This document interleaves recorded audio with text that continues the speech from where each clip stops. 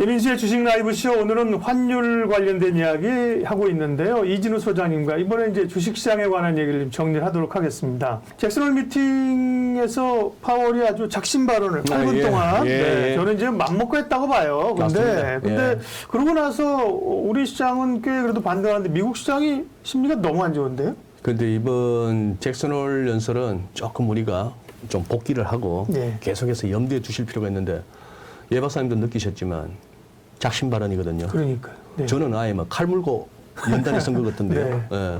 요거 딱 요약하면 이겁니다. 뭐 원고는 5장이고 시간적으로는 9분도 안 걸렸는데 첫 마디 보세요.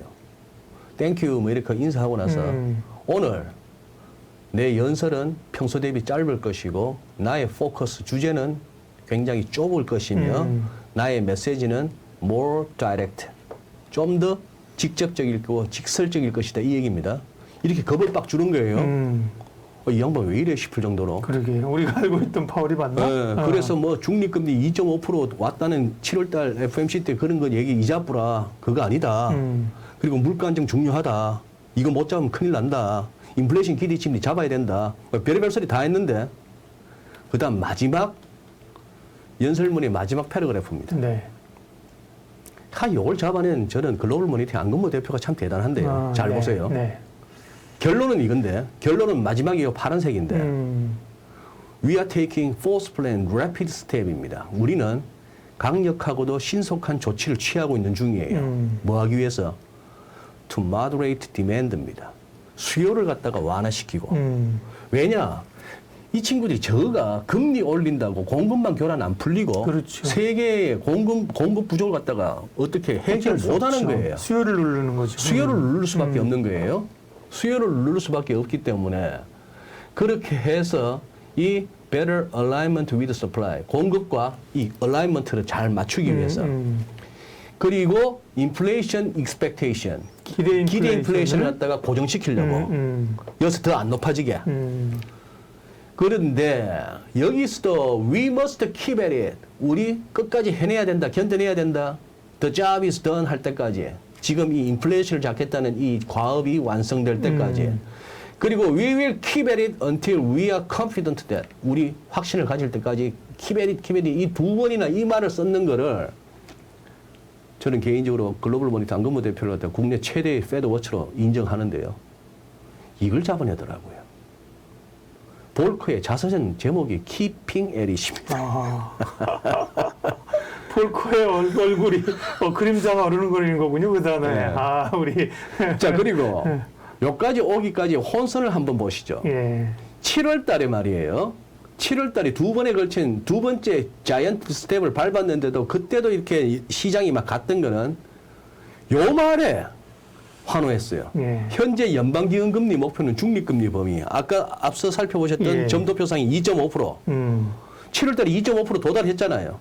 금리가 필요한 수준에 근접해 있다라고 이 파월 형이 의도된 실수예요. 경기 침체 아니라고 생각하고 어느 시점에 가서는 긴축 속도를 늦추는 것이 적절하다. 우리 이 무렵 시황에서 뭐죠? 이 두 개가 시장을 하여금 용감하게 증시가 달리게끔 했다. 연준이 도비시해졌다는데. 아까 보셨잖아요. 다 얘기되어 있던 겁니다. 이렇게 돼서 이렇게 긴축 속도가 50에서 25 늦춰져야만이 여기에요. 6월 달에 얘기했던 것은 아무것도 달라진 거 없는데 시장은 그냥 똑같은 얘기인데도 불구하고 이걸 갖고 좋아했다는 겁니다. 표면적으로. 거기다 서머스 같은 경우는 뭔 소리냐 2.5가 뭔 놈이야 이런 거고 엘레리안 같은 경우는 그런 동화 같은 경제학 없다. 인플레 때려잡으려고 금리를 갖다 팍팍 올리는데 경기 침체는 없고 연착륙된다. 그거는 동화다. 이런 얘기까지 하는죠. 자, 그리고 폴 볼커를 갖다가 이 대목에서 왜 자꾸 얘기하는가를 한번 짚고 가시죠. 제가 이거 기회 있을 때마다 다른 매체에서도 합니다만 금년 3월입니다.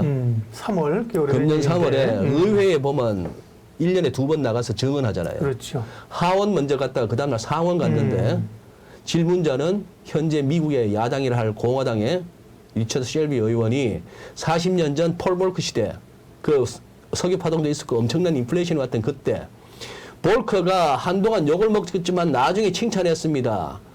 굉장히 압박했습니다. 인플레이션을 압박했고 가혹할 정도로 인플레이션을 통제하고 물가 안정을 보호하기 위해 무엇이든 할 준비가 되어 있습니까? 라고 물었더니 이 역사적인 질문에 파월이 이 말쟁이 파월이 예 그러면 될 걸 가지고 네. 변호사 출신답게 네. 의원님의 질문에 대해 제가 예라고 답변한 것으로 역사가 기록해 주기를 희망합니다. 이렇게 얘기를 하더라고요.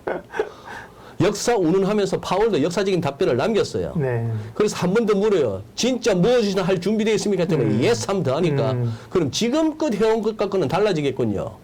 금리 좀 올리는 척 하다가 시장 자빠지고 경기 좀 식는다 싶으면 또 화다닥 금리 내리고 또 양적 완화 돈 풀고 하는 그거하고는 달라지겠군요. 라는 그 말입니다. 그런데 5월 달만 하더라도 5월 17일 날은 월스트저널에서 주최한 행사에서 이 닉 티머라우스 이 친구가 존 힐슨라스 후임으로 티머라우스. 네. 이 친구가 그거 했던 거 아니에요. 6월 달에 예. FMC 이틀 전에 월요일 날 75표 올릴지 몰라. 그만큼 이게 연준과 월스트저널 사이에는 커넥션이 있는 거예요. 잭슨홀 이틀 전에도 기사 썼어요. 그랬어요. 맞아요. 네, 잭슨홀 그때도 상당히 고공행진할 것이다. 그래서 제가 오래 갈 것이다. 이거 공룡 닮은 이름 티머라우스가 또 나와서 기분 안 좋은데 그랬거든요. 근데 파월이 세게 발언했잖아요. 그러니까 네. 다 흘려줬는데 네. 그때만 해도 우리 세게 간다. 계속 밀어붙인다. 인플레이션의 세밀한 뉘앙스를 읽을 때가 아니다. 뭐 전년비 9점 얼마 하다가 8점 얼마 왔고 전월비 0.6 하다가 0.5 왔다고 오 좋아 할 게 아니다. 그런 뉘앙스를 읽을 때가 아니다. 무조건 전년비 2% 이런 숫자 정도까지는 가야 된다 했고 5월 말에는 또 불려갔잖아요. 이 형도 이 누나도 불려갔잖아요. 아, 그럼요. 저희 가서 무슨 교장 선생님한테 불려간 이 사태- 초임 교사처럼 이렇게 두 손 싹 네, 모으고 무릎 위에 손 얹고 제 말이 그러니까 이번에 그렇게 파월이 비둘기 혹은 조금 더 가봐야 매둘기였는데 매로 변신한 거는 선거 의식한 거다. 물가 잡아야 되잖아요. 그러니까요. 중간 선거. 네. 그러니 이렇게 인플레 못 잡으면 당신 책임이야, 연준 책임이야 했던 네. 거고 다 필요 없고 인플레만 잡으면 되죠. 나중에 딴 말 않기 하고 옐런은 속으로 쉽죠. 동상 그렇게 믿지 마. 정치인들이야. 이렇게 됐는데 네. 요라고 나서 6월 달에 말이에요. 7월 FMC 하기 전에 또 하반기 또 상원 의회 청문회 갔다가 늘 선거 때만 되면 나도 대통령 감이야 하는 여자. 엘리자베스 워런. 네. 여기가 상원은행위원회. 세너지. 여기가 상원은행위원회 같으면 연준의 실질적인 보스인데 이때 불려가갖고는 당신 그렇게 세게 긴축하다가 경기 망가뜨리면 그게 더 나빠. 이 얘기를 하고 나서부터 그래서 7월 달에 살짝 파월이 말하기로 바뀐 거예요, 그래서? 지금까지 얘기했던 점도표에서 알려주고 해왔던 것에서 아무것도 달라진 거 없지만도 얼핏 듣기에 좀 말랑말랑해졌네 싶을 정도의 약간의 톤을 요렇게 했다가 거기에 시장은 막 달렸는데 그걸 갖다가 이번 잭슨홀에서 어떻게 아까 보시다시피 우리 아주 인플레 때려잡는데 그거 할 거야 했습니다. 저는 여기에 저의 뇌피셜 집어넣으면은 살짝 연준이 이런 과정을 거친 다음에 민주당 손절 친 것 같아요. 중간선거 앞두고. 너무 그거 하지 말고 우리 살 길 찾자. 진짜 인플레 한번 잡자. 라고 했는 것 같은데 그리고 이게 골치 아픈 거예요. 4월 달에 이미 이제 전직이니까. 누구예요, 왼쪽에? 윌리엄 더들리. 네, 더들리. 뉴욕 연방은행 총재였던 연준의 넘버 3였던 뉴욕 연방은행 총재였던 윌리엄 더들리가 이제 전직이다 보니까 자유롭죠. 연준은 좀 더 로스 손실을 갖다가 안겨야만 한다. 머스트입니다. 안길 수도 있다가 아니고 페드 메이가 아니고 머스트예요. 안겨야만 한다. 주식 투자자들한테 뭐 하려면 인플레이션 잡으려면 이 얘기를 했죠. 그러다가 굉장히 비둘기파적이라고 믿었던 라일 브레이나드도 4월 달에 지금 보이죠? 강력한 조치를 여기다가 이거는 잠시 잊어버리시고 그저께 닐 카시카리 우리 그 빡빡이 형님 예. 요번에 잭슨홀 연설을 제대로 이해했네 시장이 그러고 자빠졌잖아요. 다우가 모처럼 1000포인트 빠졌잖아요. 네. 그걸 보더니 막 해피하네. 그런 멘트가 나옵니다. 네. 이게 뭐겠어요? 얘들은 지금 시장 오르지 말라는 거예요. 시장 올라서 주가 올랐다는 재미로 그냥 막 펑펑 쓰고 차 바꾸고 뭐 놀러 다니고 외식하고 물가가 오른다는 겁니다. 그런 식이고 또 하나 보시죠. 이때가 6월입니다. 6월 FMC 때 2년물은 벌써 다 갔어요. 3.5를. 연말에 가했어야 될 환율을 2년물은 연방기금금리를 갖다가 가장 통화정책을 가장 민감하게 반영하는 2년물은 벌써 다 갔어요. 먼저 갔다가. 먼저 다 가버린 거예요. 10년물도 그렇다고. 다만 3.2, 3.4 뭐 이쯤 가니까 10년물이 진짜 큰 돈들은 뭔 생각하겠습니까? 야, 지금 주식할 때냐? 근데 여기는 놨더니 어유 절대 부도날 일 없는 미국채가 3% 이상 주네? 저다 담아두자는 거 아니에요. 수급상으로 돈이 몰리면서 국채 가격 올라가면 좀 내려오는 이 상황. 이런 시기였는데 요 기간이 아까 살펴봤을 때 달러 인덱스도 살짝 조정받던 그 기간에 이른바 서머랠리가 펼쳐졌던 것이고, 이게 지금 그러나 지금 보시면은 달러도 마찬가지 6월 달에 다 가 있었고, 이 얘기는 외환시장이나 채권시장, 국채시장은 6월 FMC 때 벌써 뭐다? 연준의 의도대로 다 가 있었던 거예요. 그 레벨이. 그 레벨이 가 있었던 것이고, 증시는 조금 이제 왔다 갔다 했던 것이죠. 요 기간. 뭐 한번 요런 흐름이었던 것입니다. 정리가 다 됐는데요. 다 결국은 돼버렸죠. 왜냐하면 그래서 네. 그러면 주식시장은 어떻게 될까라고 하는데 뭐 이미 답을 다 얘기를 해주셔가지고 그죠? 굳이 뭐 그러면 시장은 어떻게 돼야 될 거가 아니라 긴장해야겠네요, 그죠? 긴장해야 네네. 되죠. 하반기에는. 예, 긴장해야 되는데 한 2, 3분만 시간을 주시면 네네. 이렇게 마무리해 보시죠. 주시죠. 예. 예. 한번 이렇게 시장을 이런 접근을 갖다가 이렇게 뭐 별로 좋아하시지 않는 분도 계시고 납득이 안 되시는 분도 계시겠지만 또 시장의 절반 가까이는 이렇게 접근하신다고 보면 됩니다. 이거는 뭐냐 하면은 금융위기 때 S&P 500 월간입니다. 금융위기 때 이만큼 빠졌거든요. 빠지고 나서 이렇게 장이 돌았으면 우리 뭡니까? 엘리어트 파동 이론에서 말하는 이 낙폭의 38.2, 50, 61.8 이런 거 따지잖아요. 네. 이때 61.8% 여기 딱 찍고 나서는 더블딥 하면서 막 불안하니까 QE2를 했던 것이고, 그렇게 했는데 이렇게 해서 올라서고 나면 이 낙폭을 갖다가 회복하는 정고점을 회복하면 또 파동 이론에서는 또 그 다음에 이 낙폭의 1.618배가 의미 있는 저항, 2.618배가 의미 있는 저항, 이 두 개의 수를 더한 4.236배가 의미 있는 저항으로 또 펼쳐집니다. 여러분들이 갖고 계신 HTS에서도 피보나치 끄시면 다 이렇게 나와요. 실제 1.618쯤 갔더니만 이 무렵에 펀더멘털 상황은 차치하더라도 1.618을 가니까 장이 못 가잖아요. 버거워하는 겁니다. 그러다 이걸 갖다 연계 결국 트럼프의 당선이었어요.